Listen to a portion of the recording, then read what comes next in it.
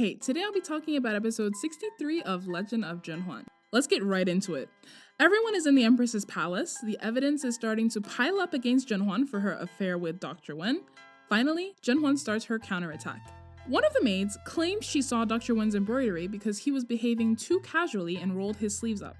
It's really like a court case with ZhenHuan serving as her own defense and questioning the supposed witness. ZhenHuan asks the maid if she cleaned the glass vase on her table before she left. She responds that she did, and haha, you fool! It was a jade vase. Memory sucks, this witness can't be trusted, I rest my case. 你伺候本宫，不把心思放在正经事儿上，到日日留心哪位太医的手搭了本宫的手，翻出来的袖口上绣了什么花样。Danfei, Jingfei, and Xingguiren, all super loyal to ZhenHuan, are there as well, helping to poke holes in whatever they can. Lingrong slips in that ZhenHuan couldn't have done it because she was at the temple for so long. She's pretending to be helpful, but actually providing evidence that the affair did happen. You know, she was all alone at the temple, Dr. Wen came to see her, sexy times ensued. Before that can go any further, 皇上驾到! Xingguiren immediately starts with her story about ZhenHuan's affair, and the emperor is like, and then he slaps her. 贱人，胡说! Qi doesn't let it stop her though and says that ZhenHuan and Dr. Wen were secretly meeting at the temple and have continued their relationship until now. The emperor can't just ignore it, so he sits down to listen. Exhibit C, Sour-faced Jingbai from the temple. If you remember, Jingbai was a total bitch to ZhenHuan the whole time she was there, and as a result, when ZhenHuan regained power, she had Jingbai punished. And the punishment wasn't even that bad. 20 lashes for years of abuse. How are you this bitter? Jingbai starts with her ridiculous story about how nice they all were to ZhenHuan, and yet, arrogant as she was, she ignored everyone. She only spoke to Dr. Wen, who came to see her often. She says she often saw the door to ZhenHuan's place closed, and her maids would stand outside as if they were guarding something. Being the kind nun that she is, she didn't say anything at the time, but she has no choice but to speak up now. Hanbi finally returns to the palace after taking care of Guowang, and her and Yurao, ZhenHuan's sister, get the news about what's happening. As soon as Huanbi hears that they have brought Jingbai in, she realizes what's up. She springs into action and tells ZhenHuan's sister to get to the temple as quickly as she can and bring back someone else. Alright, 1 point for Huanbi. Quick thinking. The evidence is once again starting to pile up in Qi's favor, and the emperor asks the question. 你有没有? And in asking, he's admitting that he doubts her. Lingrong again with a sneaky slip-in. Let's not do this, guys. Think of the kids. ZhenHuan's kids might not be the emperor's. Things begin to heat up, and she suggests the only way they can be sure is to interrogate Huanbi and Jingxi. If they don't confess anything after being tortured, maybe ZhenHuan is innocent. The law and order in these dramas is always such a mess. Like this scene from episode 10. Oh, you're innocent? Well, stick your hand in the embers if you're really innocent. I don't want to do that. So you're guilty!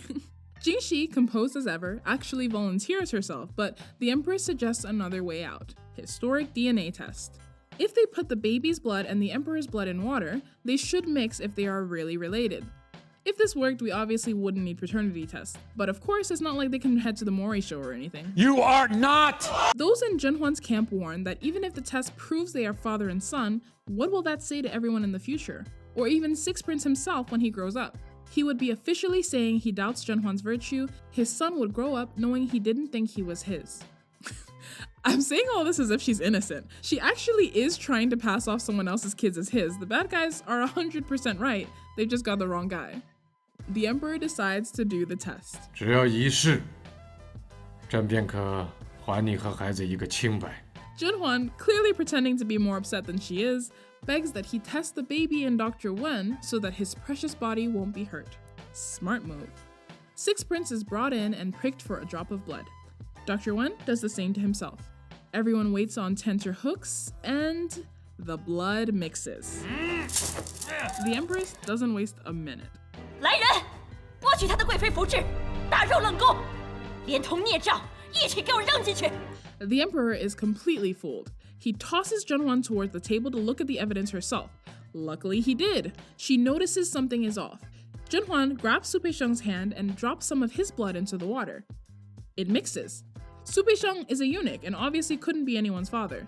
Jingxi does the same and the blood mixes again. Do you think the Emperor gets whiplash from flip-flopping so much? Dr. Wen tastes the water, which, gross, there's gotta be a better way to do that. He says something has been mixed into the water, so anyone's blood would automatically mix. ZhenHuan starts with a well-deserved show about how far someone has gone to frame her. Attention turns to the Empress, who was in charge of preparing the water. 臣妾准备的水绝没有问题。 I also like that her defense is not I wouldn't hurt ZhenHuan, it's I wouldn't hurt her in such a stupid way. 一不小心就会被发现的，岂非太过冒险？ A clean bowl of water is brought in. Poor Sixth Prince is brought in again, and this time, Dr. Wen's blood does not mix with his. Now that the Emperor is convinced, he tells ZhenHuan to sit and let him go to work. He calls Qi up. At this point, she's like, I'm too far in, I can't stop now. She says even if the kids are his, there's still a lot of evidence pointing to an affair. The young maid and Jingbai back her up as well.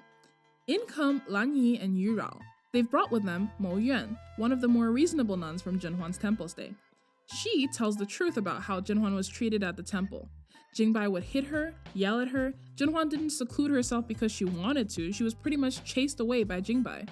Seeing that the jig is up, ZhenHuan's old maid starts apologizing.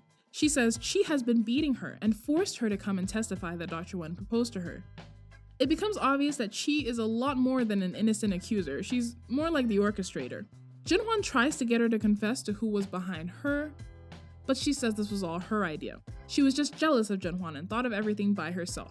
Considering how dumb she is, unlikely, but what can you do?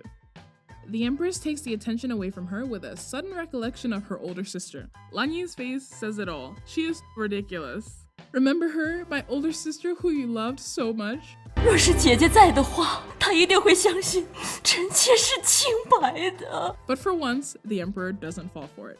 你姐姐没有你这么个妹妹。 Mei Zhang is still in the dark, and ever helpful, Ling Rong sends her servant to tell her what a mess things are. That it looks like ZhenHuan has had an affair with Dr. Wen, and the twins are his. Mei Zhang can't just sit around and decides to go and see what's up. No matter how many times I watch these episodes, I am never not excited. This is the most action we have seen in the drama, and it's a perfect culmination of all the relationships we've seen so far. It's crazy to see how the fates of so many can rest on just a split second. If the Empress had managed to get ZhenHuan dragged out just a few seconds earlier, no one would have known about the water, and it would have all been over. As Jing Fei puts it, 这招虽险，胜算却大。 the Empress failed, but if she had succeeded, she would have gotten everything she wanted in one fell swoop. Really, I think the thing that trips her up every time is her choice of lackeys. She's not willing to have intelligent people under her as she feels threatened by them, so she ends up with dum-dums like Qi and Qi Fei who suck at scheming. And when she does have someone smart, she mistreats them so they'll never wholeheartedly serve her. Take Qi for example. She should have played it cool, as if she didn't really want to badmouth ZhenHuan, but presented with this evidence, it would have been a crime not to tell the Emperor. I honestly think if she'd done that, even if this didn't work out, she wouldn't have been punished so severely. Instead, she made it so obviously personal and annoyed the hell out of the Emperor. 你闭嘴！ She also clearly didn't do enough research into the backgrounds of her witnesses, making it really easy for ZhenHuan and Co to pick them apart. All I'm saying is, next time they come for ZhenHuan, they better bring the big guns. Till next time, thanks for watching.